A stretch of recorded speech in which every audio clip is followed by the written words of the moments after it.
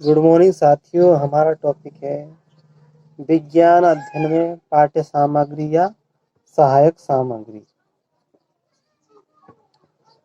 तो हम शुरू करते हैं। राष्ट्रीय शिक्षा नीति 1986 में आई थी और तथा प्रोग्राम ऑफ एक्शन 1992 में।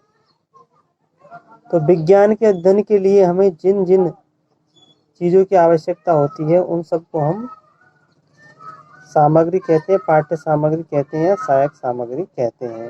तो कौन कौन सी पाठ्य सामग्री होती है? पाठ्य पुस्तक, विज्ञान की पाठ्य पुस्तक, अभ्यास पुस्तिका, कार्य पुस्तिका, अभिक्रमित अधिगम सामग्री, स्वयं शिक्षण मॉडल, विश्वकोश और संदर्भ कोश, विज्ञान से संबंधित पत्रिकाओं की केस स्टडी और केस रिपोर्ट, और उसके बाद में सहायक सामग्री। तो इन चीज़ों की हमें विज्ञान को अध्ययन करने के लिए ज़रूरत पड़ती है। तो 8 एक सामग्रियाँ हैं।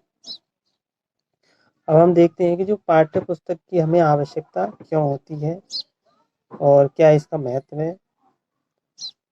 तो विज्ञान की पाठ्य पुस्तक की आवश्यकता क्यों होती है? तो शिक्षक को मार्गदर्शन हेतु, उद्देश्यों की प्राप्ति हेतु। उद्देश्य की प्राप्ति का मतलब होता है छोटे छोटे लक्ष्य होते हैं उनको उद्देश्य कहते हैं।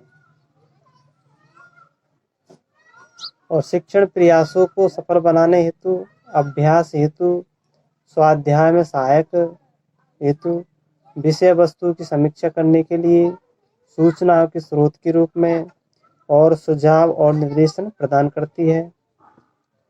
तर्क संगत ढंग से विचार करने की आदत भी देती है। और पाठ्य पुस्तक की विशेषताएं तो हम जानते हैं कि पाठ्य पुस्तक में क्या विशेषताएं होती है। अब हम चलते हैं सहायक सामग्रियों की ओर। तो सहायक सामग्रियां 3 प्रकार की होती है: दृश्य, श्रव्य, दृश्य और श्रव्य। श्रव्य सामग्री 3 है: रेडियो, टेप रिकॉर्डर को फीता विलेख भी कहते हैं, और माइक्रोफोन। अब चलते हैं हम दृश्य सामग्रियों की ओर। वास्तविक पदार्थ या मॉडल है, विज्ञान उपकरण, मॉडल या नमूने, चित्र, चार्ट, श्यामपट्ट, पोस्टर, कार्टून, प्रदर्शन पट्ट, फेल्ट या फेनेल बोर्ड, जिसको हम कपड़े का बोर्ड भी कहते हैं, चित्र विस्तारक यंत्र यानी कि एपिडाइस्कोप। अब चलते हैं हम दृश्य श्रव्य सामग्रियों की ओर। इसमें आती फिल्म, चलचित्र, slide, projector, OHP, television, film खंड, स्लाइड, नाटक, त्रिआयामी चित्र जिसको हम होलोग्राम भी कहते हैं, कंप्यूटर, संचार उपग्रह, दूर वार्तालाप को टेलीकॉन्फ्रेंसिंग भी कहते हैं, विज्ञान प्रयोगशाला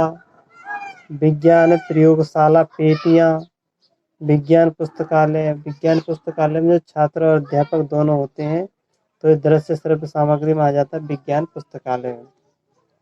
तो साथियों, ये हमारा विज्ञान अध्ययन में पाठ्य सामग्री और सहायक सामग्री का टॉपिक पूर्ण हुआ। वीडियो को लाइक और चैनल को सब्सक्राइब कर देना। Thank you.